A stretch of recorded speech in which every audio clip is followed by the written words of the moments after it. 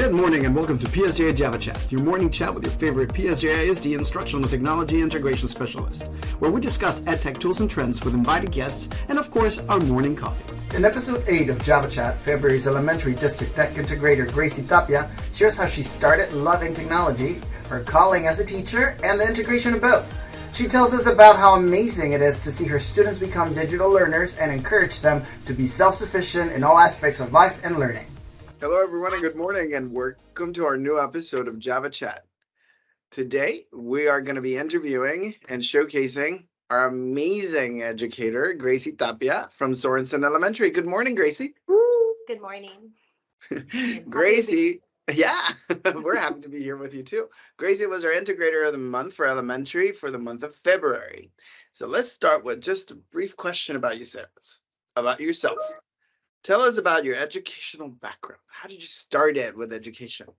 How did I start becoming a teacher? Yeah. Well, this is barely my fourth year teaching. Even though I feel like I've been teaching for many, many years, I have not. This is barely my fourth year teaching. I did my student teaching actually at Sorensen Elementary. And I was with my mentor teacher, Miss Chavez, and she left. And I interviewed and I got her spot. But so many people interviewed. I know so many people wanted that spot because it was kinder, it was English, and it was just a sought after spot. And I got there. So thank you, Mr. Castillo, for hiring me or for choosing me, recommending me. And I've always wanted to be a teacher. So I went to school to become a teacher. I never changed my mind. And I graduated in 2019. And I'm actually in school right now for my master's. Yeah, what are you studying? I am getting a master's in education, diversity, social justice, and equity in education. Yeah. Wow. That's a mouthful. It's a heavy, yeah, it's a heavy, like, the content is so heavy. It's hard. Amazing. Yeah, and this is my second year teaching first grade. I did 2 years in kinder. I love kinder. I love first grade, but I love kinder more. So, yeah.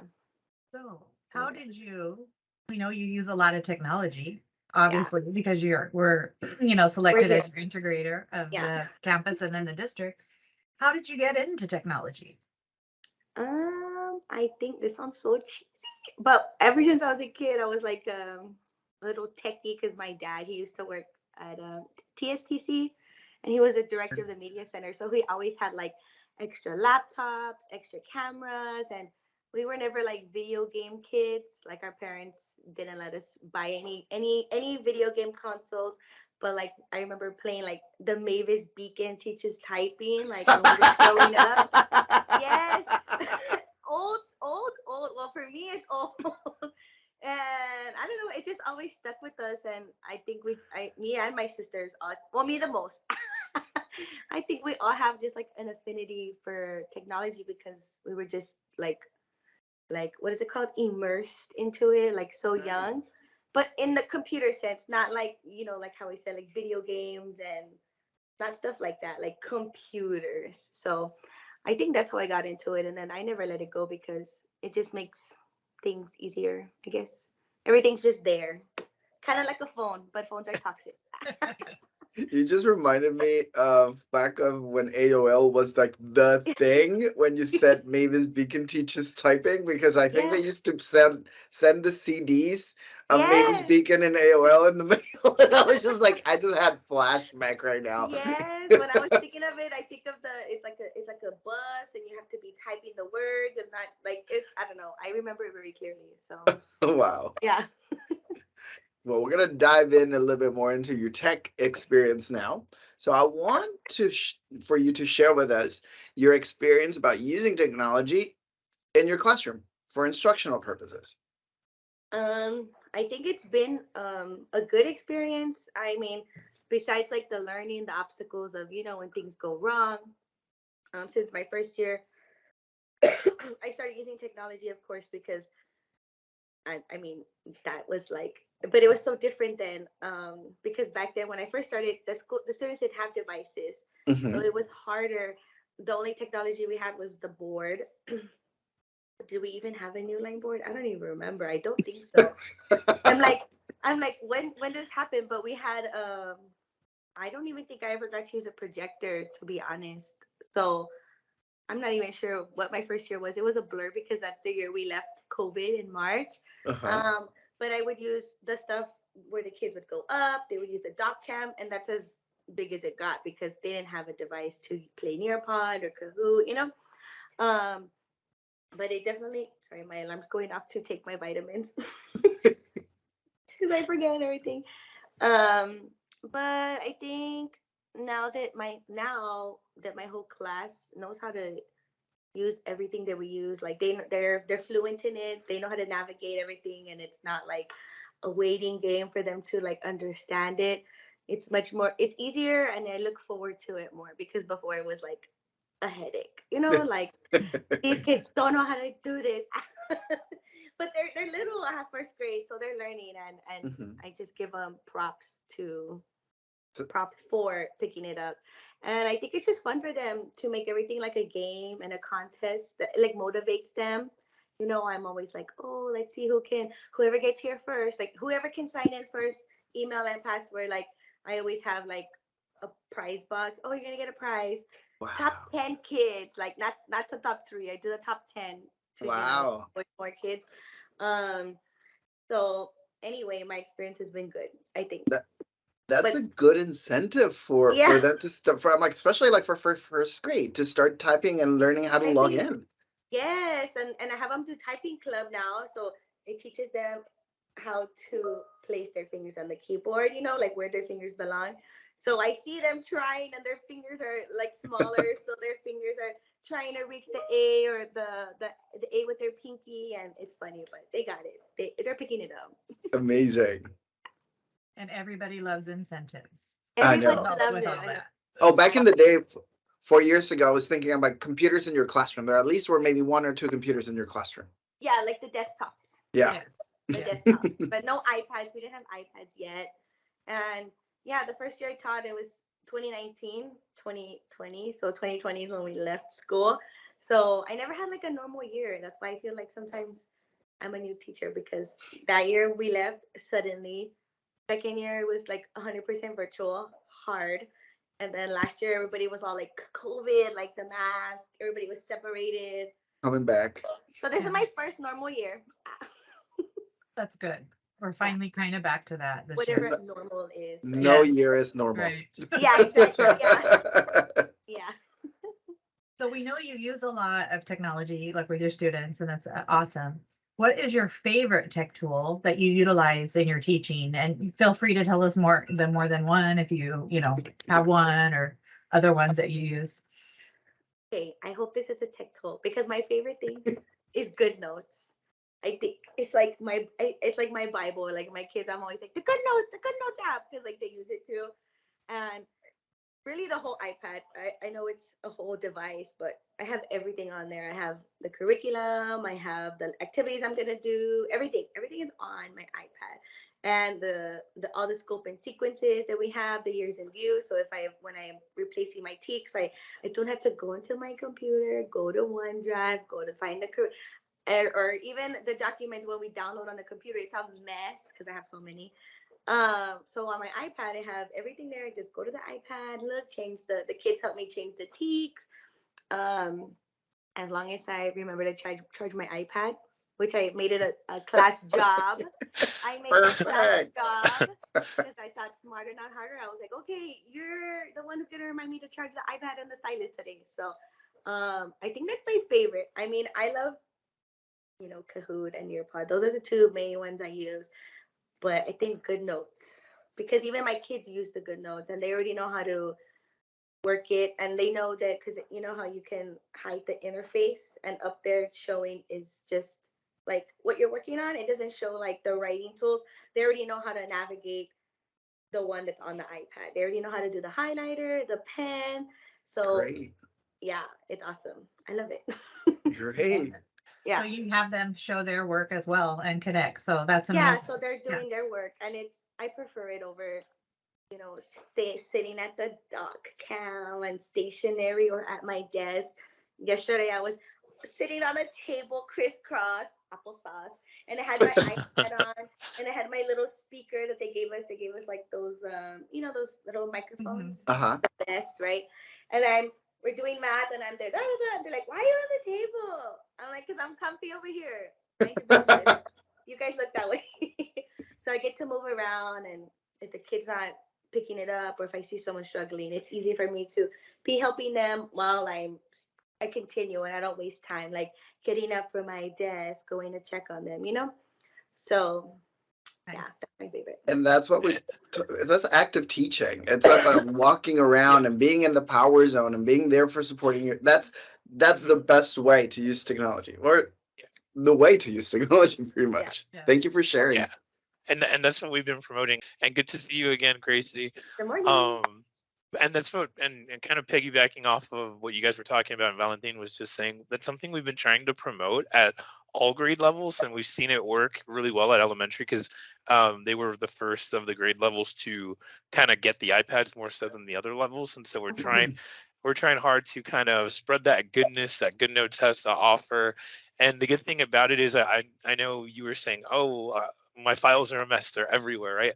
Yeah. Well, the cool thing I like about GoodNotes is that also I'm the same way. I'm the same way, but I like how you could take a photo of a worksheet, and then you can put it up on the board, and then you can annotate that way. So that's one of the good things for people like us who might have files all over the place and we don't know Papers. where we keep them. Yeah, because I've been collecting like Miss Chavez, the teacher, my mentor teacher. She gave me, because she left teaching, she went to something else. She gave me all her month's activities, papers. Oh wow! She left everything. She said you can have it all. So I have January, March, April, May, but it's paper, and I make the paper for the kids, but I don't want to have paper, like going through paper. Mm-hmm. So yeah, I scan everything.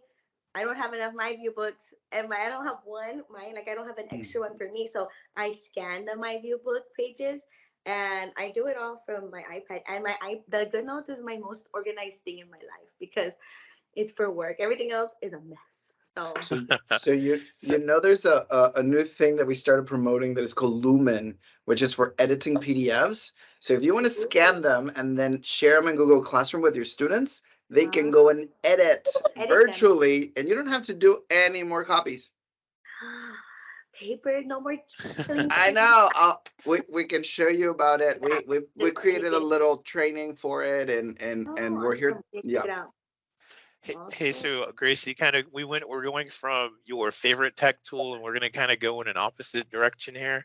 What challenges have you faced when using technology in your classroom? I just think that with every student, it's like a different experience, because you have kids who are like exposed to technology. They use it. They have a device at home. Their parents let them free reign on their laptops, computers, and then you have other kids who don't have those devices at home. They're not they don't have that prior background knowledge, so it's a little harder. And I think teaching them a new platform. At the beginning of the year, we started using Nearpod.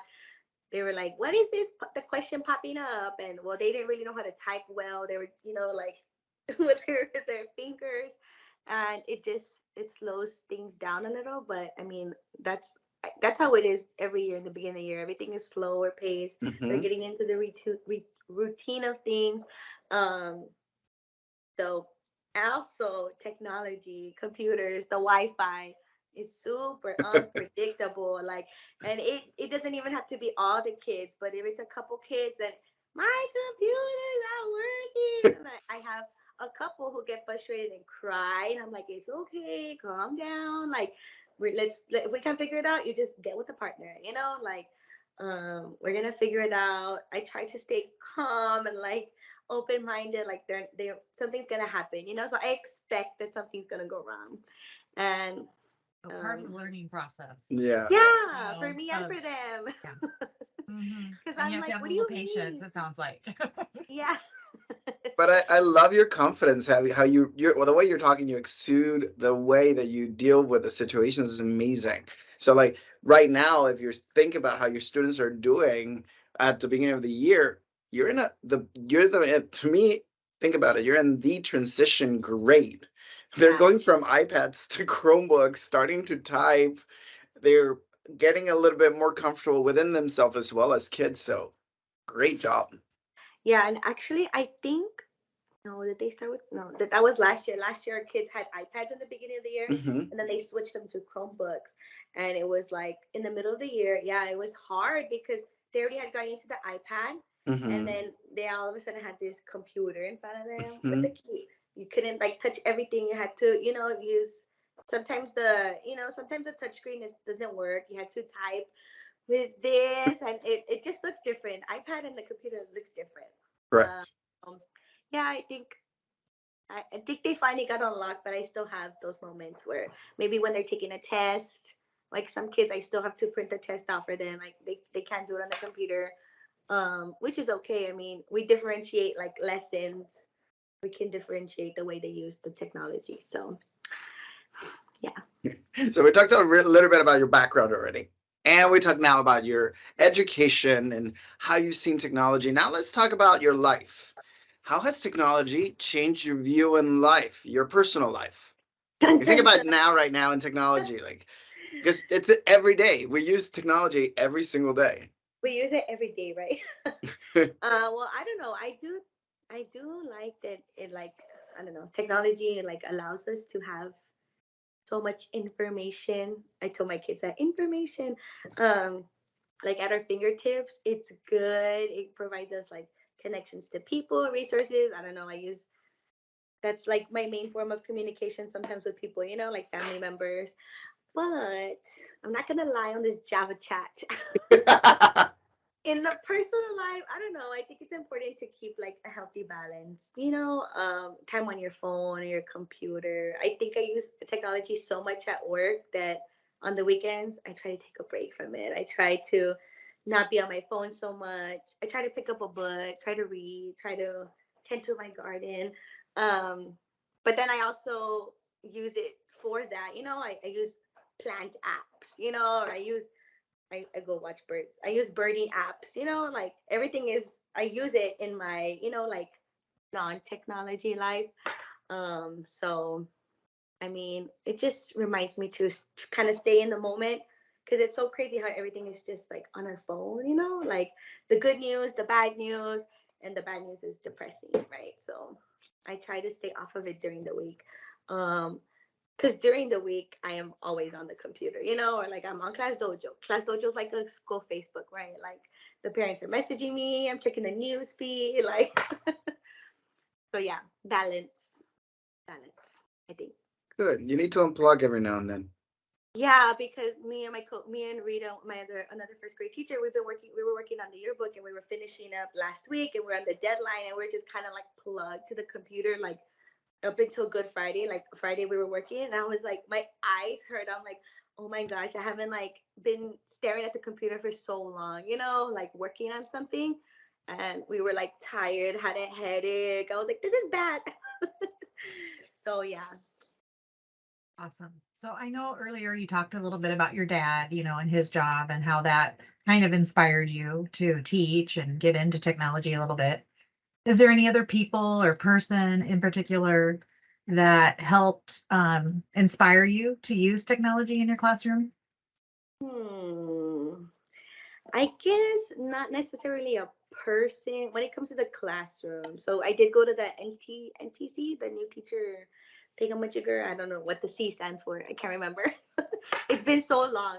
And I remember them teaching us some tech tools, some like resources we could use online.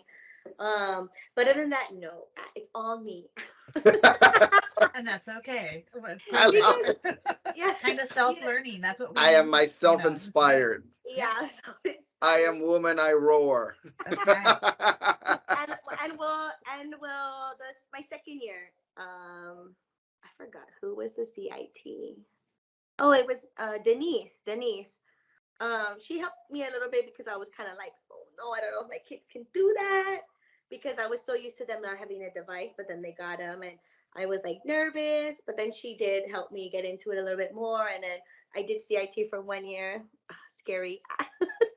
Because it was the You did year an excellent job as it was the CIT. year of we were virtual, so it was like I was just tech support for everybody, parents and my coworkers, which I'm happy because that means they were like trying, but yeah, that year was a trip.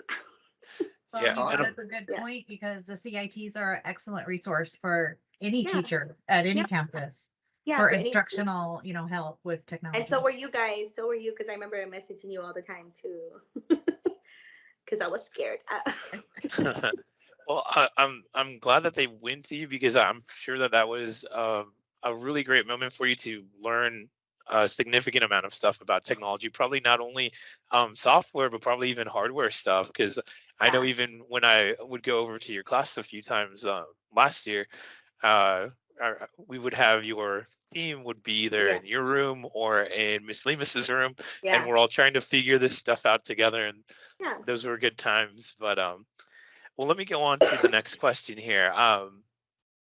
We all have some teachers. We all know of teachers maybe that we've met either at our school or a different school that maybe are set in their ways and they don't utilize technology in a way that could be more beneficial for not only them but their students as well.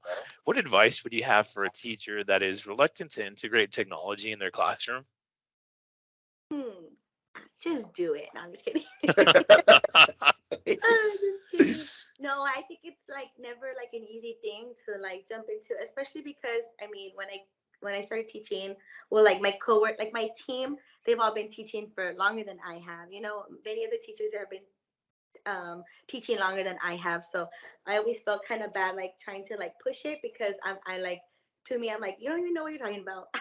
You're like a newbie, like they've been teaching longer than you.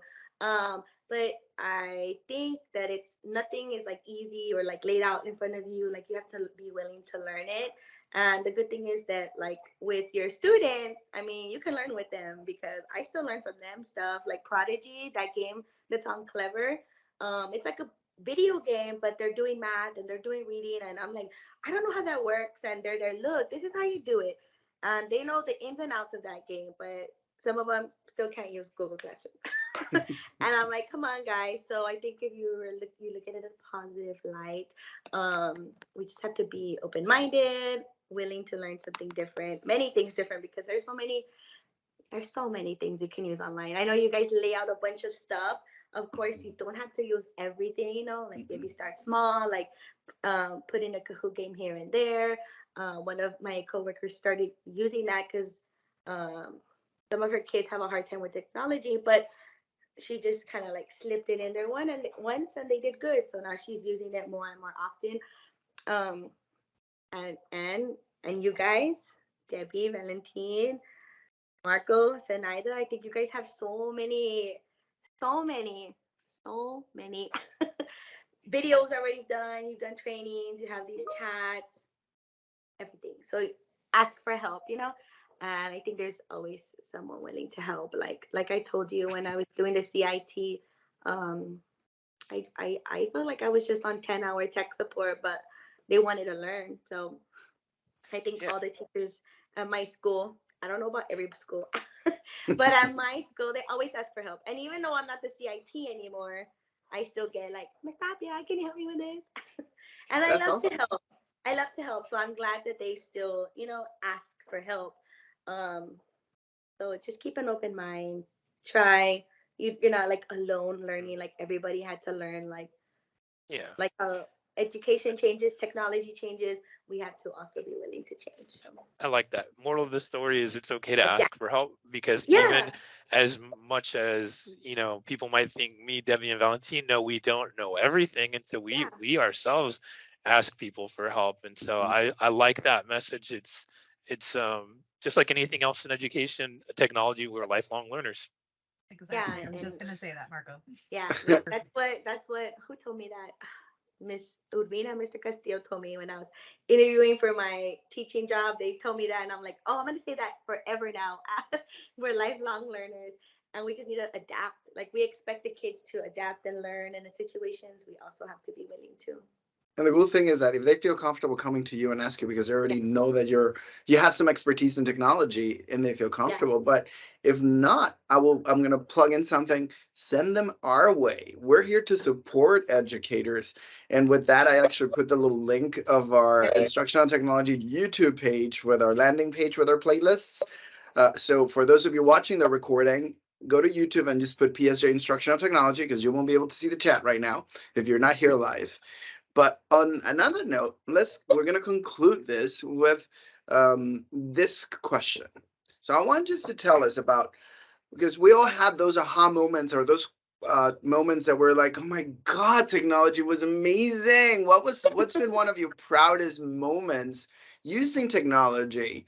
And think about you as an educator. What has set you apart from other educators? What makes you, Gracie Tapia, the amazingness that you are? Okay, first question. Excuse me, let me get water.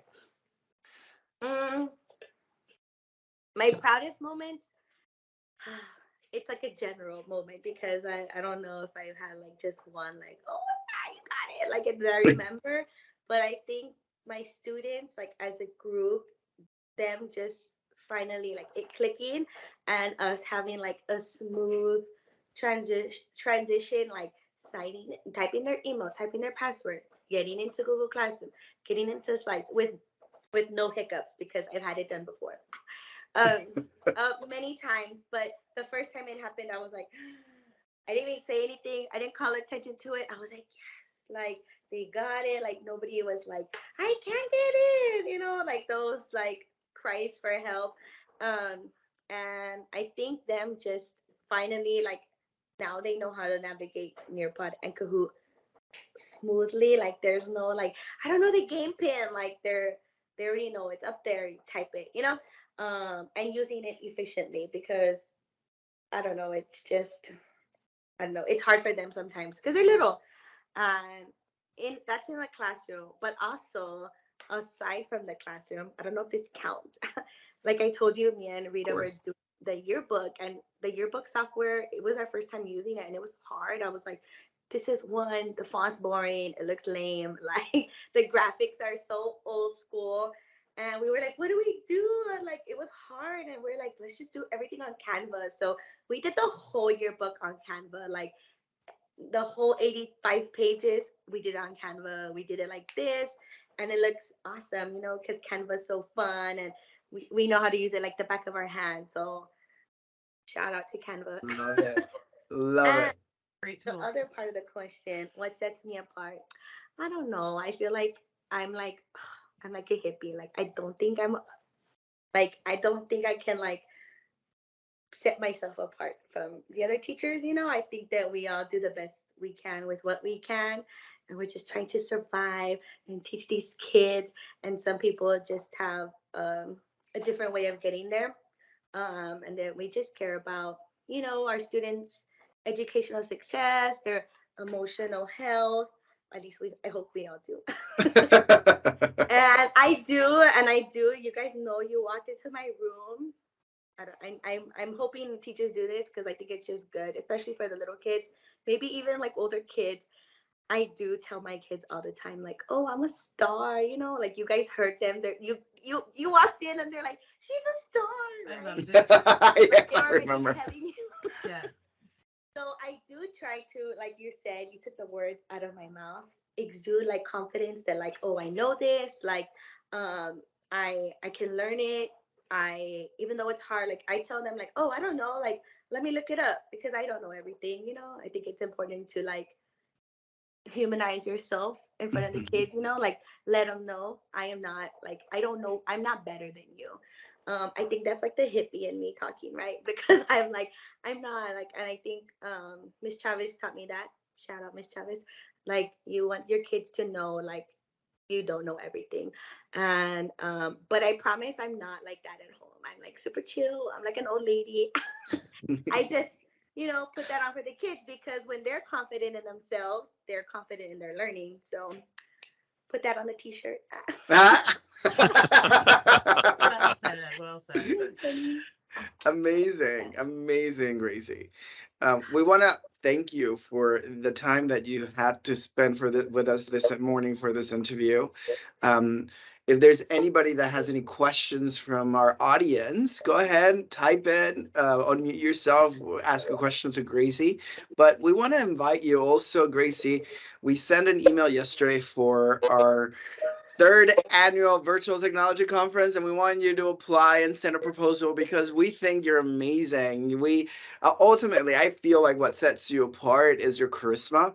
You have huge humanity. Like you enter into your classroom and the love is there. You feel welcome. The students are happy. You're teaching those little ones key skills for the 21st century, and be ready. Those second grade teachers have it easy now. They're ready. My kids are ready. They're gonna be like, we already know this. Yeah. No, thank you. You're really building up their self-esteem, which is so important as well. Yes, I think it is. Because that's how my teachers were when I was in elementary. They were so awesome. I still remember all their names from elementary. Middle school, not so much, but elementary. Good morning. Good morning. Good morning. I said I stayed with my camera off, but I was listening to everything. Yes, Miss Gracie's amazing. I get to work with her, and I got to work with her at the beginning of the year a little bit more. Thank you, Miss Gracie, for your positive attitude and just your enthusiasm towards your students. I mean, it's really, we know and we hear about teaching right now, right? And we hear about how everybody is kind of going through that challenge of, coming back from pandemic and trying to restart everything and bring back everything that we had and more, right? But it's awesome to see you, because I always think that way, like, okay, we need to think positive. We need to, that negative, mindset is not going to help us right now. And I think, I appreciate that. And I want to thank you for that, because that's what we need. We really need that to keep thinking positive, keep moving forward. Our students are our students. They haven't changed from pre-pandemic or anything. They're still students, and sometimes it's not forgetting about what we were doing that was really good before, but now I think we're equipped with a lot more with technology, right? 100%. Yeah, all about changing, keeping up with the times. I hate saying it, but it's true. Like they already. Oh, and my tablet does this at home, and they want to show me. I'm like, okay, well, maybe we'll do it later. So yeah, I agree. It's the only way we're gonna get through the years, right? Because I think your teacher, mostly teachers teach forever, right? We're never gonna leave. And that's great. That's great. That's what our babies need. They need that positive attitude, because they're little sponges, and if we like Ms. Gonzalez was saying, I'm like, if we're positive, that's what they're getting. They're getting that positivity. Not only them, ourselves and the people around you. With that attitude, you change the teachers that are around you that might not be as positive anymore. So that's what we appreciate seeing in you, Gracie. Yeah, I tried. I told you it was all about you today. Okay, thank you. I'm ready for the day. And you know what? Yesterday I had my the unannounced observation, and you know how that goes. Everything that could go wrong goes wrong, and I was like, I just took a breath. I was like, it's okay. Like, they're kids. I was like, but really, guys. Of course, the computers were not working. But no. Yeah, I got home and I was like, okay, it's just one day. Like, everybody has those days, Everybody makes mistakes. Okay, sorry, that was Hannah Montana. Anyway, thank you guys for having me. I have ADD, that's why. I'm like, the coffee is getting too much. But you're drinking water. I'm drinking a shot.